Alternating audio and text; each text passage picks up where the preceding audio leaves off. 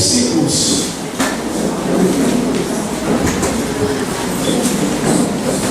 versículo 19 em diante. Vamos dizer o capítulo 6, versículo 19 em diante. Amém? Creio que nessa noite algo de sobrenatural vai acontecer na tua vida. Você não está aqui por um mero acaso, você está aqui porque Deus tem algo para fazer por você. Amém? Podemos ler? Amém. E pela manhã cedo se levantou e foi com pressa à cova dos leões.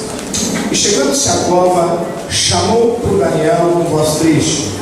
E falando, o rei disse a Daniel: Daniel, servo do Deus vivo, dar-se ao caso que o teu Deus, a quem tu continuamente serves, tenha podido livrar-te dos leões? Então Daniel falou ao rei: ó rei, vive para sempre. O meu Deus enviou o seu anjo e fechou a boca dos leões para que não me fizessem dano, porque foi achada em mim inocência diante dele, e também contra ti, ó rei, não tenho cometido delito algum. Amém? Podemos assentar. Amados, nós começamos a olhar. Alguns dizem que é uma história, mas nós começamos a ver essa narrativa bíblica extremamente conhecida. Quem não conhece a Cova dos Leões? Livros infantis, literatura infantil, se caricatura, se colocam Daniel lá com aqueles leões. Mas quando nós começamos a olhar essa história e falar que nós iríamos para a cova hoje é fácil. Falar assim: eu morreria na cova, se aparecesse a cova eu também ia para a cova. É barbado, porque a gente conhece a história. A gente sabe como ela termina. A gente sabe a forma que Deus fez o milagre. Complicado é para Daniel, que não sabia como ela ia terminar. Complicado é para ele, que estava se deparando e ia virar janta de leão, não sabia como é que ia ser a finalização da história. Naquela história, naquele momento, era uma coisa por demais complicada, era uma coisa problemática. Mas Daniel estava lá. Daniel estava lá confiando no Senhor, Daniel estava lá sabendo que Deus poderia fazer um milagre. Daniel estava lá permanentemente dizendo: Senhor, eu te adoro, eu te louvo. Mas de onde é que vem uma raiz tão forte? De onde é que vem uma fé tão forte? De onde é que vem o crer tão forte da parte de Deus, que Deus estaria lá para fazer um milagre? Porque, meus amados, ninguém cria a fé do dia para a noite. A fé vem pelo ouvir. E o ouvir da palavra do Senhor, o estudar, o meditar, o conhecimento da palavra do Senhor, ele gera fé em nossos corações e ele nos gera estar próximo de Deus. Então, meus amados, de onde Daniel tinha uma história pregressa. Daniel, ele tinha uma história de comunhão com Deus. Ele tinha uma história em que Deus estava sempre presente diuturnamente na vida dele. Mas vamos buscar um pouquinho a história deste homem, para depois nós falarmos por que Daniel foi para a cova. Por quê? A história da cova, a gente sabe, a gente conhece, não precisamos falar sobre ela. Mas os efeitos, por que Daniel foi morrer na cova, muitas vezes a gente não compreende. Por que ele foi virar comida de leão, muitas vezes a gente não entende. O que leva um homem numa posição hierárquica alta? O que leva um homem que era governador, que era primeiro-ministro de um país? O que leva um homem que tinha todas as condições financeiras a dizer: vou morrer por causa de um Deus? Vou morrer por causa de um Deus que eu acredito dos meus pais, que estão a mais de 1.500 quilômetros longe daqui, Jerusalém, o templo está lá, mas eu creio nesse Deus que me leva a morrer sem pensar, sem duvidar, sem ter sombra de dúvida nenhuma. Eu vou morrer por ele. O que leva um homem desse, meus amados? Quando nós começamos a olhar a história de Daniel, nós vemos que Daniel foi um menino criado para ter uma posição de destaque na casa de Israel. Daniel foi criado quando estava tudo bem. Alguns historiadores, teólogos nos dizem que ele é levado cativo entre os 14 e 16 anos de idade. 586 a.C., Nabucodonosor invade Jerusalém, ele toma a primeira leva de cativos, e dentro dessa leva de cativos está lá o menino Daniel. E vai ele embora. Alguém poderia dizer: acabou a esperança, Daniel vai morrer, Daniel vai se perder, Daniel vai perder o chamado de Deus, Daniel vai perder a virtude, Daniel vai perder a pureza. Para que tu entenda, Daniel, meus amados, morava numa cidade provinciana. Jerusalém era pequeno, Judá era um país pequeno, então Israel não tinha nada de atrativo. Daniel, ele louvava o Senhor, estava no templo, ele vivia com a família dele. Agora Daniel é tirado de uma cidade pequena, de uma cidade provinciana, e é levado para a maior metrópole daquela época. É levado para a Babilônia. Era o que havia de inovação que estava em Babilônia. Era lá onde se adorava Marduk, era lá onde se adorava a deusa Bel, que vinha a ser a parte feminina de Baal na casa de Israel, que tanto era conhecido, que significava marido. Então Daniel poderia se perder, adorar Marduk, Daniel poderia se perder, adorar a deusa Bel, porque ele era um menino, ele estava em formação, ele ainda não tinha um caráter formado, ele ainda não tinha uma personalidade formada, ele ainda estava apenas se preparando para poder ser um homem de Deus em determinado momento da vida dele. Mas Daniel tinha uma certeza absoluta daquilo que estava enraizado no coração dele, que os deuses dos pais dele poderiam sustentá-lo lá no exílio, poderiam sustentá-lo em Jerusalém, aonde ele estivesse, ele tinha que adorar ao Deus de Israel, ele tinha que adorar ao Deus de seus pais. Nessa noite, meu irmão, não importa onde você esteja, você tem que adorar o Deus da tua vida, você tem que adorar o Deus que te sustenta, você tem que adorar o Deus que te perdoou, que morreu no Calvário e perdoou os seus pecados. Nessa noite o Senhor está dizendo: eu quero a tua adoração, eu quero que você me louve, me exalte, esteja na minha presença, para que eu possa fazer milagres na tua vida. Então Daniel tinha toda essa situação. É cativo, ele é contemporâneo de Jeremias, ele estava lá, mas Jeremias continua em Jerusalém profetizando, e Daniel é levado embora. E aí ele vai morar dentro do Império Babilônico, ele vai morar em Babilônia. Ele tinha tudo para se perder, ele tinha tudo para perder a graça de Deus. Mas no primeiro momento ele diz para os que estavam lá: não quero os manjares do rei, não quero comer a comida do rei, eu quero comer aquilo que está preparado, frutas e legumes, e eu poderei ficar melhor do que aqueles que estão lá, porque o favor de Deus está na minha vida. E Deus concretiza, Deus realiza. Talvez muitas vezes, meu irmão, tu tenha que abrir mão de situações, tu tenha que abrir mão de coisas que pareçam que são vantajosas no primeiro momento, tu tenha que abrir mão de coisas que pareçam que vão te trazer muito lucro no primeiro momento, tu tenha que abrir mão de coisas que pareçam que vão ser uma bênção para a tua vida, para poder ali na frente Deus olhar e dizer: foste fiel no pouco, no muito te colocarei, abençoarei você, abençoarei a tua casa, abençoarei os teus filhos, te trarei uma esperança nova. Então muitas vezes Deus ele te diz assim: ó, abre mão neste momento, que amanhã você verá a diferença que vai fazer na tua vida. Daniel poderia ter continuado participando de todos os manjares, de tudo aquilo que estava colocado, mas ele diz: não, Deus me disse que não, então eu vou me alimentar daquilo que está proposto, não vou comer aquilo que é sacrificado, não vou comer as iguarias do rei, e eu vou estar na presença do Senhor. E Deus o destacou acima dos outros. E Daniel vai, meus amados, e o Império Babilônico passa, o Império Babilônico vai embora.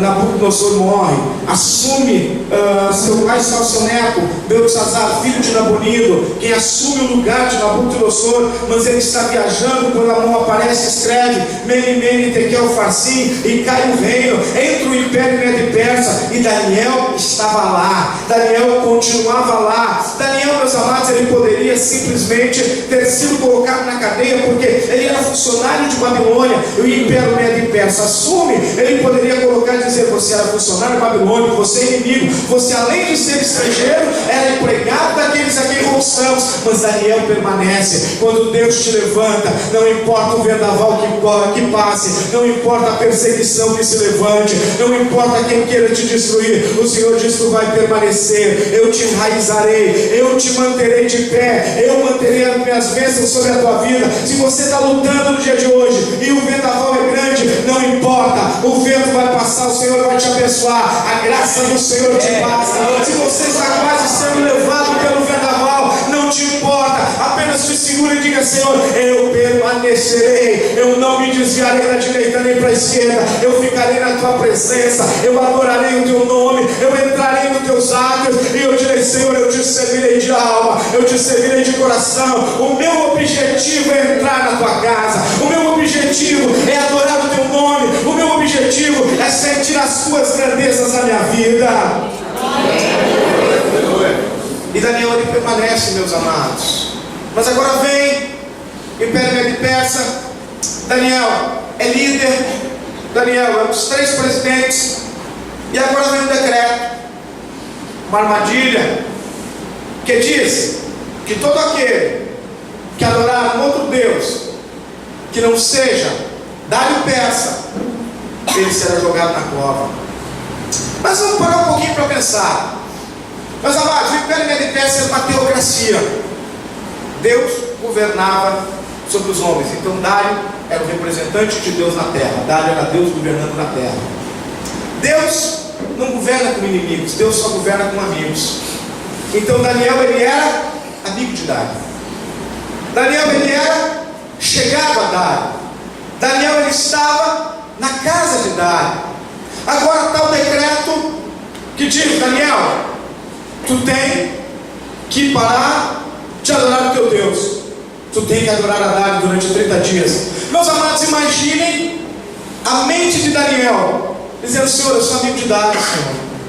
Imagine a mente de Daniel dizendo: Senhor, eu como no palácio onde ele come, eu sou chegado a ele, nós conversamos assuntos governamentais, porque tentava o coração do rei colocar Dário como primeiro, colocar Daniel como primeiro-ministro acima de todos os outros. Então ele era chegado de Dário, então havia uma posição de destaque para ele. Agora imagine ele teve que trair Dário, ele teve que adorar e descumprir o decreto, ele teve que descumprir aquilo que estava decretado. E na lei dos medos e persas, aquilo que o rei havia decretado, ele não poderia voltar atrás, porque Deus não volta atrás daquilo que decreta, Deus não volta atrás daquilo que assina. Então Dário, ele estava obrigado a cumprir durante os 30 dias o decreto que ele havia assinado. Mas Daniel agora está numa encruzilhada, meus irmãos. Imagine a encruzilhada de Daniel: adorar a quem?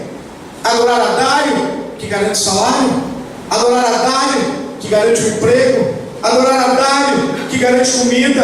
Adorar a Dário, que ele enxergava, que ele tocava? Ou adorar ao Senhor dos seus pais, a quem ele acreditava? Ou adorar a um Deus que ele cria espiritualmente? Adorar um Deus que não tocava nele literalmente? Adorar um Deus que ele sabia que havia aberto o mar vermelho, porque passou de geração em geração? Adorar um Deus que ele sabia que havia derramado, que havia mandado maná no deserto para que eles se alimentassem quando estava lá? Adorar um Deus que havia feito e derrubado Jericó para que eles entrassem na terra prometida? Adorar um Deus que colocava uma nuvem durante o dia para que eles não morressem queimados no deserto, e uma coluna de fogo durante a noite para que eles não morressem congelados? Mas isso era passado, isso era antiguidade, isso estava lá atrás, isso não era do tempo de Daniel. Uma sociedade precária, onde não havia DVD, uma sociedade precária, onde não havia um retroprojetor, uma sociedade precária, onde não havia multimídia,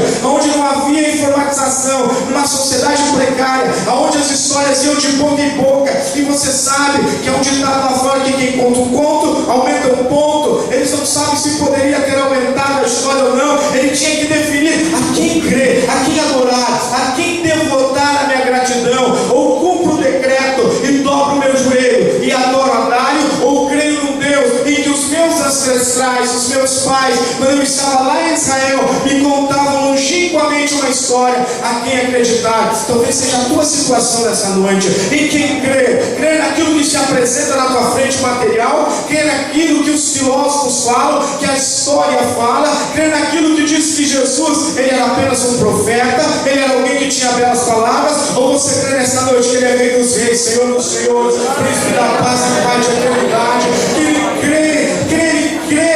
crê em quem nesta noite? Na sociedade hoje moderna que nós temos, aonde a descrença é tão grande, aonde a fé já não existe mais, aonde pregamos que o que nós cremos é aquilo que enxergamos, é aquilo que tocamos? Ou crer num Deus que diz que bem-aventurado aquele que crê em verdade e espírito, bem-aventurado aquele que não precisa enxergar, bem-aventurado aquele que acredita nos milagres, se ao menos ser visto, mas ele diz: eu creio. Não importa que a Bíblia esteja dizendo eu creio. Eu tive o meu primeiro pastor que eu tive, o saudoso pastor Edelvino, ele dizia uma frase que eu nunca esqueço, eu escutei muito desde menino. Ele dizia: a Bíblia diz que Jonas engoliu a baleia, mas se ela dissesse que a baleia engoliu Jonas, mas se ela dissesse que Jonas engoliu a baleia, eu também acreditaria. Muito ele disse isso dentro dos cultos que nós assistimos. E eu digo para você uma coisa: jamais a Bíblia diria algo dessa forma. Mas o que ele estava sintetizando? Que eu creio, não interessa a forma que esteja apresentada, eu creio porque Deus falou, então eu acredito que ele é poderoso para cumprir, eu acredito que ele é poderoso para realizar. Essa noite não importa a forma como esteja apresentada,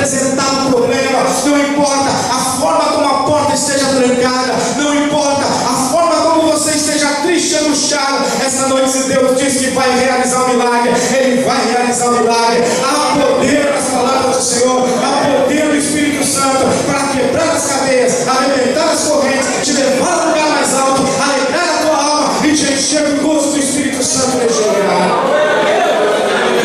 Aleluia. Mas então nós vemos que Daniel está numa encruzilhada. Talvez você esteja numa encruzilhada na noite de hoje, de problemas, de dificuldades. Talvez você esteja nisso.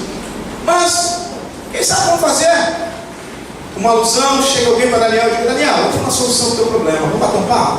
Eu tenho uma solução bacana para o teu problema. Qual a solução? Cara, é 30 dias. 30 dias boa. 30 dias é só um tapa. Se você prestar atenção, hoje é 7 de março.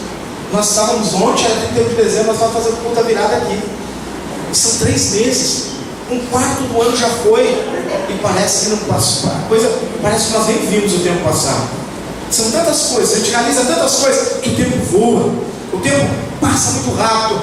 Alguém poderia dizer: Daniel, política de boa vizinhança, filho. Vamos fazer um negócio. Fecha a tua janelinha. Tranca ela. Legal. 30 dias passa rápido, meu irmão. Deus não vai levar em conta. Deus não vai levar em consideração. Tu ora a Deus de janela fechada e tu vai lá e dobra o joelho para dar. Não tem problema. Camaradagem, política de boa vizinhança. Vamos contentar os dois lados do mesmo jeito.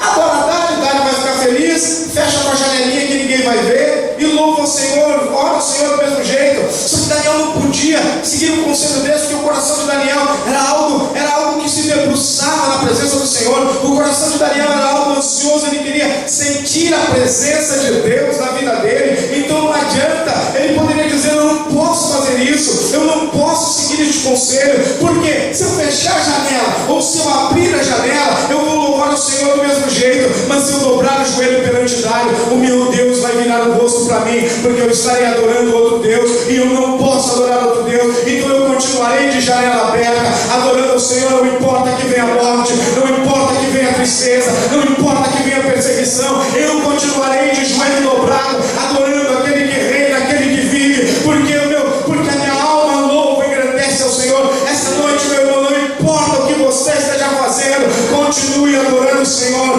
Não importa que o daqui esteja quase afundando, continue adorando o Senhor. Não importa que o leão esteja de boca aberta dizendo: deu para ti, filho, vou te tragar. Não, continue adorando o Senhor. Esteja pronto para o milagre, esteja pronto para a vitória, esteja pronto para ter algo maior na tua vida, esteja pronto para te alegrar no Senhor, esteja pronto para viver uma nova vida, esteja pronto para entrar numa nova dimensão, esteja pronto para vivenciar o milagre diário do Espírito Santo na tua alma nesta noite, porque Jesus está aqui neste lugar. Sabe, quando eu olho esse sentido de adoração de Daniel, eu começo de vez em quando a mensurar qual é o nível dessa adoração. Sabe, isso me levou a pensar numa passagem bíblica do Novo Testamento, quando diz que Jesus certa vez chega na casa de um publicano e o publicano convida ele para entrar, e vem uma mulher correndo, quebra o vaso de alabastro, vem uma mulher correndo, chora convulsivamente e depois começa a enxugar com seus cabelos. Alguém olha e poderia dizer: meus amados, naquela época a sociedade judaica havia um costume que quando você respeitava alguém, você não convidava alguém para comer, você simplesmente colocava uma bacia de água muito grande, colocava o teu servo mais inútil que você tinha, dava uma toalha branca e dizia: lava os pés dos convidados importantes, lava os pés de quem eu respeito. Isso você diz: eu me importo contigo, eu te respeito. E aquele publicano disse para Jesus: Jesus, eu te dou comida, mas eu não lavo teus pés, eu não te respeito. Eu te dou comida, mas eu não quero te adorar. Eu te dou comida porque eu tenho curiosidade de saber quem tu é, mas eu não vou lavar os teus pés em sinal que eu respeito a tua mensagem, a tua pregação, a tua palavra. E muitas vezes nós fizemos isso, amados. Nós temos curiosidade de saber quem é o Senhor, nós temos curiosidade de ver os milagres dele, nós temos curiosidade de estar dentro da igreja, ver a alegria, ver o pulo, ver pessoas chorando, mas nós mesmos, nós não nos entregamos, nós não abrimos o coração, nós não entramos numa dimensão espiritual espiritual, nós mesmos não queremos compromisso, nós não queremos contato, nós não queremos abraçar, nós não queremos adorar. Eu só quero ficar do lado da multidão e dizer: Senhor, eu estou vendo, tá legal, eu estou enxergando. Se eu enxergar, tá bom. Se eu ver, eu estou contente. Se eu ver, eu estou feliz. Não, meu irmão, tu tem que entrar, tu tem que mergulhar, tu tem que te atirar de cabeça, tu tem que dizer: Senhor, se é para ser doido, eu vou ser doido mesmo, eu quero me atirar, e a tua presença tem que ser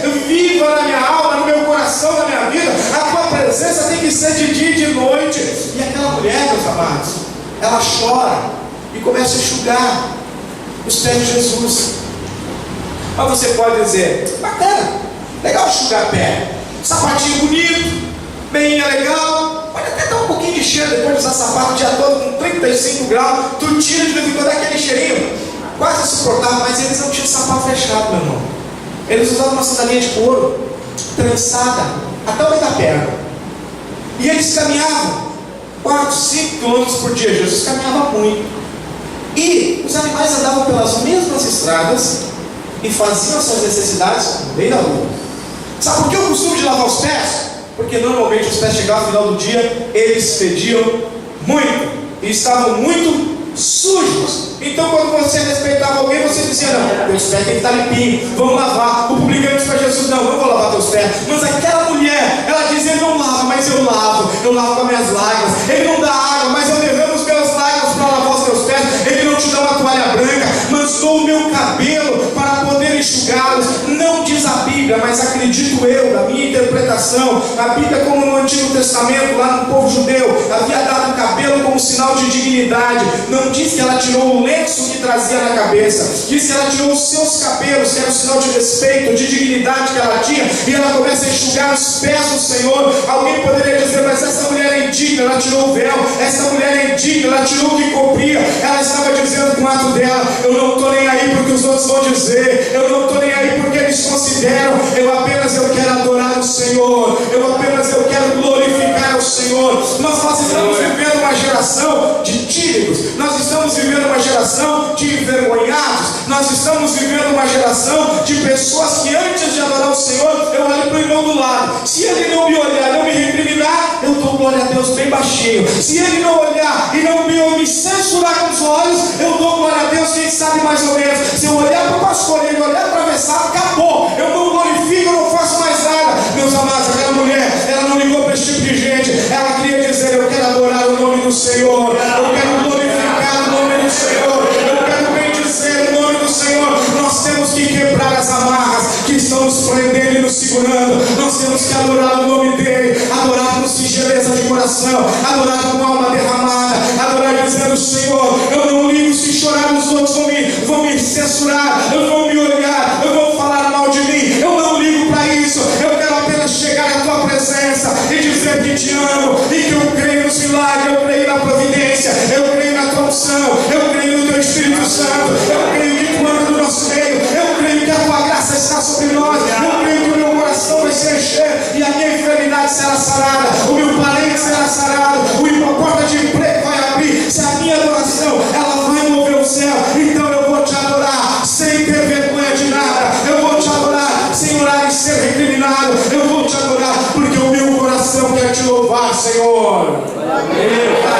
Uma geração de tímidos, uma geração que parece que adorar o Senhor é crime, uma geração que parece que adorar o Senhor é algo que não se concretiza, uma geração que parece que adorar o Senhor é algo que não vai se realizar nunca.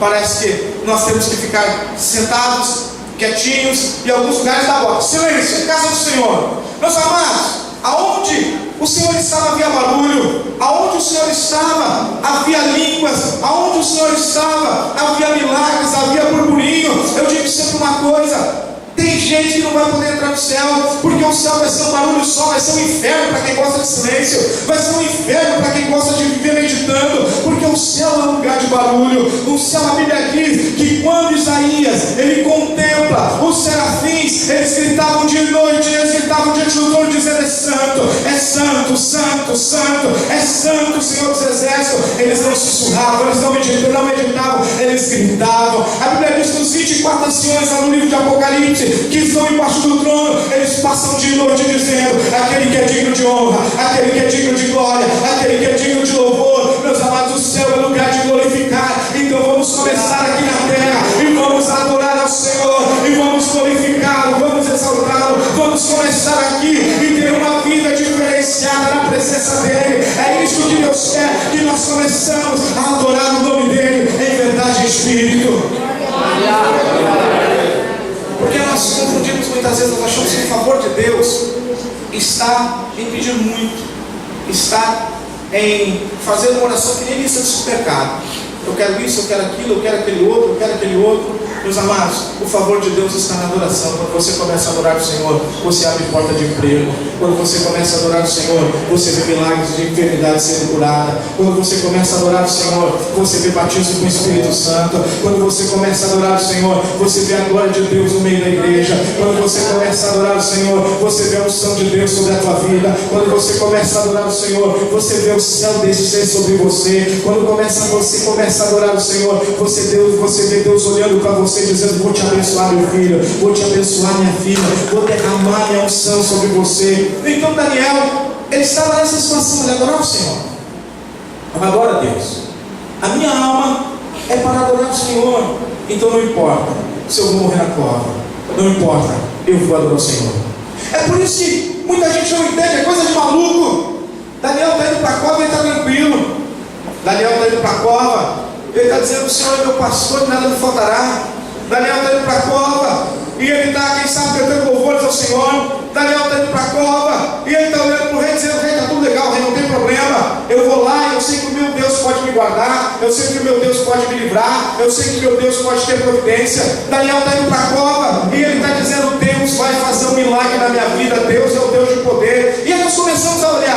A primeira coisa que acontece para quem vai para a cova, meu irmão, a primeira coisa que acontece para quem crê no milagre de Deus, e quando eu falo cova, eu falo em dificuldades, eu falo em enfrentar os problemas, eu falo em ter uma vida cotidiana na presença do Senhor, porque a cova ela simboliza ter coragem de enfrentar os problemas, ter coragem de enfrentar as dificuldades, ter coragem de viver uma vida na presença do Senhor, porque o mundo em que vivemos é um covil de leões realmente, é uma cova que nos dilacera, que nos destrói, que muitas vezes arrebenta a vida daqueles que tentam enfrentar de frente. Quando Daniel vai tranquilo, a primeira coisa que acontece é que o Senhor vai na frente. A Bíblia diz que Deus vai na frente daqueles que vão lutando. O Espírito do Senhor acampa-se ao redor daqueles que o temem e os livra. O Espírito do Senhor está à tua volta, ele vai na frente das tuas dificuldades, ele vai na frente das tuas angústias, ele vai na frente das tuas tristezas, ele vai na frente dos teus problemas. E aí nós começamos a olhar. Vamos fazer uma comparação.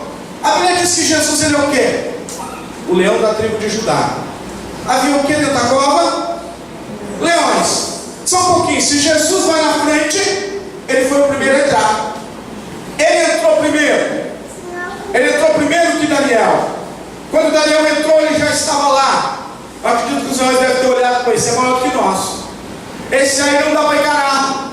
Esse é diferente, esse é grande, esse é forte. O Senhor deve ter olhado e dito: hoje é dia de jejuar, porque o que vem entrando aí já morreu para o mundo. O que vem entrando aí não tem cheiro de carne, ele tem cheiro de óleo, ele tem cheiro de azeite, ele tem cheiro da unção. O que vem entrando aí é filho do Deus Altíssimo. O que vem entrando aí hoje vocês não vão conseguir comê-lo, porque ele não cheira a carne, leão só come carne, leão só come quem fede. A carniça, ele não fede a isso. O cheiro dele é diferente, porque o Espírito do Senhor habita nele. Essa noite Deus quer te dizer, ele quer te colocar no aroma do céu. Ele quer dizer que mesmo que os leões tentem te destruir, você não cheira a carne, você já morreu para o mundo, você cheira a glória de Deus, você cheira a unção de Deus, você cheira o milagre de Deus, você cheira a providência de Deus. Você pode entrar para a cova, ela pode estar aberta, mas o Senhor vai te dizer que a partir de agora o Espírito de Deus está ao teu redor. Os leões, eles podem até cheirar, eles vão chegar perto de ti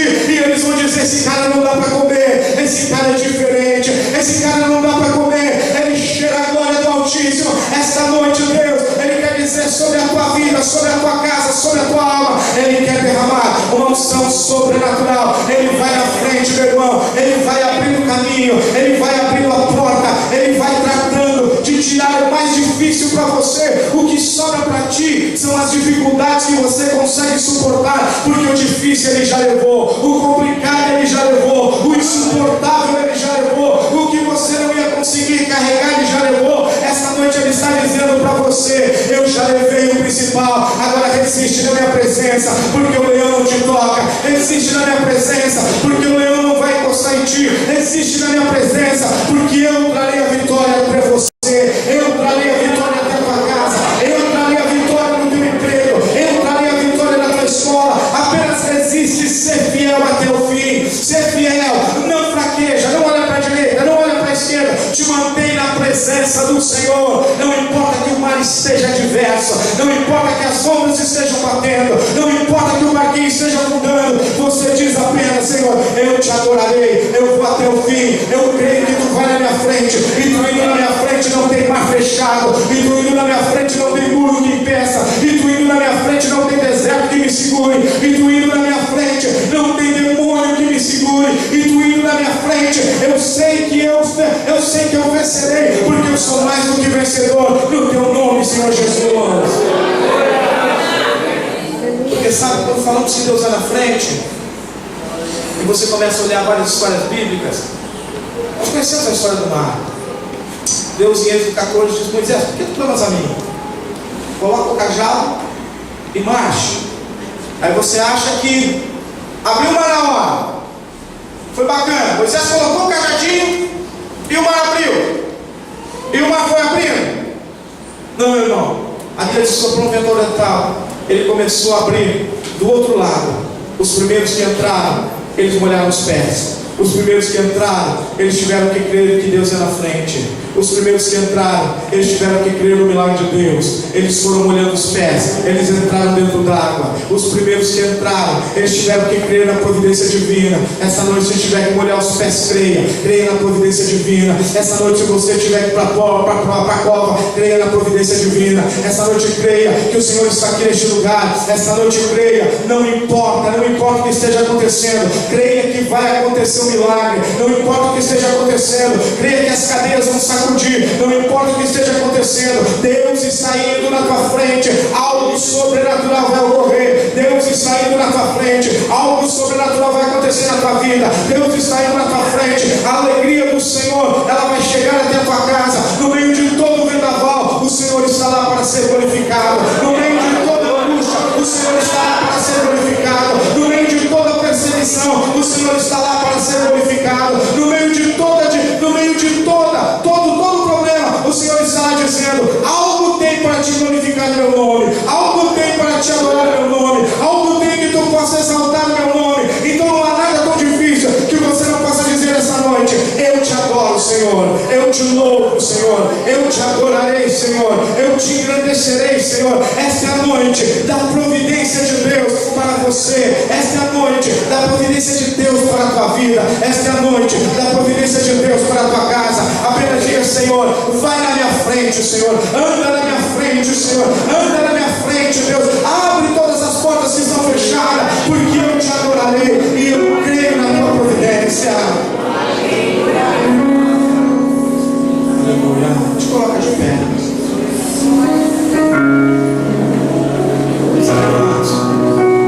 A segunda situação acontece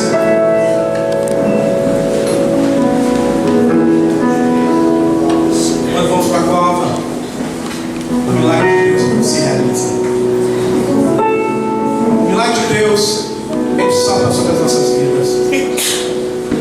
Deus indo na frente é garantia de milagre. Deus indo na frente é garantia de vitória. Deus indo na frente é garantia que as correntes caem. Deus indo na frente é garantia que o Espírito Santo, ele vai fluir na tua vida. Deus indo na frente é garantia que, por mais que você esteja na beira da morte, ainda Deus tem algo para fazer por você. Deus indo na frente é garantia que a unção de Deus é sobre você. E nessa noite, eu quero fazer uma oração por você. Eu quero orar pela tua vida.